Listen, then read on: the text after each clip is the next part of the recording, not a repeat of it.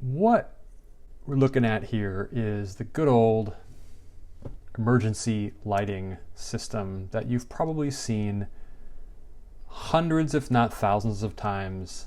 And what often happens with these emergency lights, because they're powered by lead acid batteries, is that they have a service life of about maybe 3 to 5 years, especially if they are being used in areas where there's extreme temperature variations. These, like your car battery, their service life decreases significantly.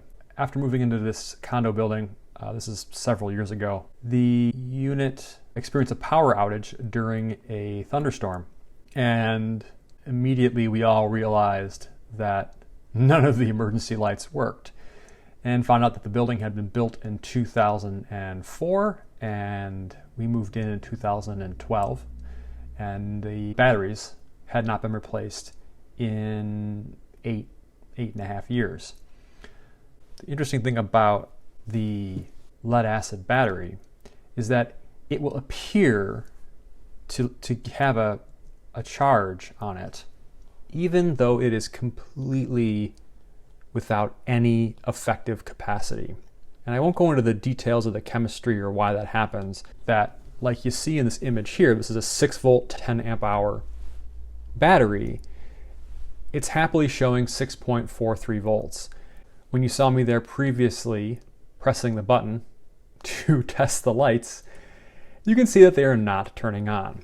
And that's because the actual voltage on the batteries quickly fell from 6.4-ish or whatever it was, a little above 6 volts, right down to 2.1, and then continued to fall very quickly down to almost less than 1 volt. So we looked into getting batteries replaced, ordered a whole bunch of lead acid replacement batteries. I'm just running some tests on them to load them down and make sure that they would accept a load and not just crap out as soon as a load was put on it. It's pretty easy to tell if you've got a bad lead acid battery. Once we'd gotten that figured out and realized that the batteries were dead, the next step was pretty easy. It was just going and disconnecting the little terminals off the battery. You can see one there. Pull the battery out, put the new battery in. And around about this time, we noticed there was another strange thing that was happening, which was periodically the circuit breaker that was the branch for all of the emergency lights, and that is the emergency light charging circuitry. So there's a transformer inside there that steps down from 277 volts, single phase, line and neutral, down to I think it's 24 volts, and then there's a circuit board there that further steps it down to the float voltage that it needs to charge the battery.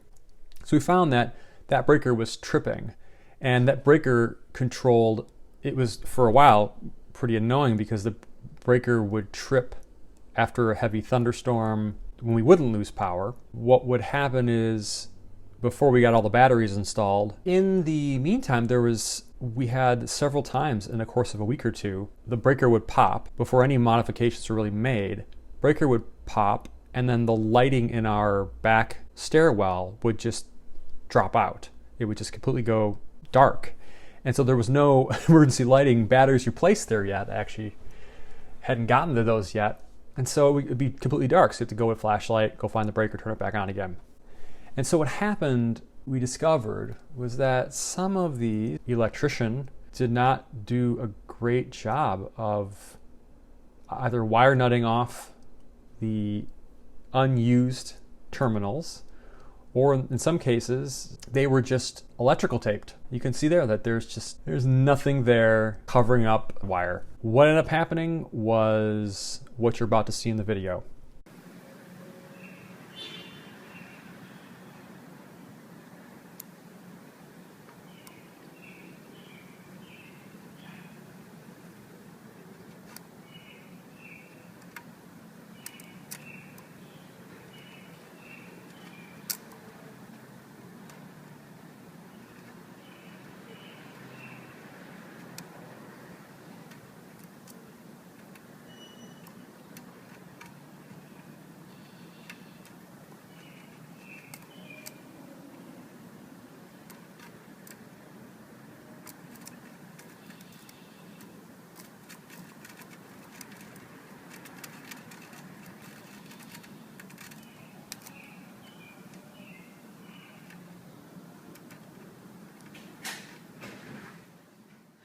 So that was a wire that had been completely loose, that was flopping around in the breeze and would occasionally bridge against the inside of the chassis of the enclosure of this emergency light.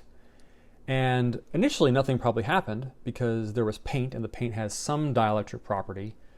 But after a while, it started to break down through that. There's some oxidation. These are put in places. They're not weather-tight enclosures. As you can see, they're not even close to weather-tight. Water gets in there. Water eventually, corrodes, and that paint broke down and it got to the metal. If you were to push on that wire enough, it would eventually pop the circuit breaker. This shows the importance of earth grounding in a situation where you have an enclosure that can be made conductive. Hope you liked it. If you did, give it a thumbs up, and I will see you in the next one.